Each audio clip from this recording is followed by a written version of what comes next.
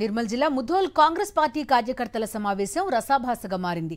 మాజీ ఎమ్మెల్యే విఠల్ రెడ్డి, నారాయణరావు పటేల్ వర్గాలకు చెందిన నేతలు, కార్యకర్తలు పరస్పరం వాదులాడుకున్నారు. పీసీసీ పరిశీలకుల ముందే తోసుకున్నారు. పార్టీలో కొత్తగా చేరిన వారికి ప్రాధాన్యతనిస్తున్నారని కొందరు నేతలు అభ్యంతరం వ్యక్తం చేశారు.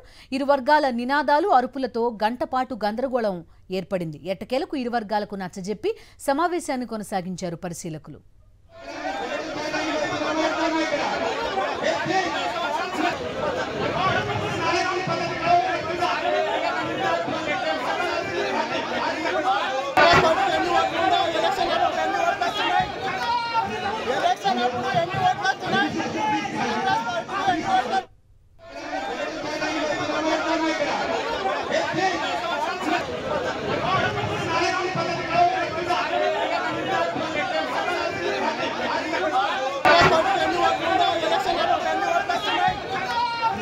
Election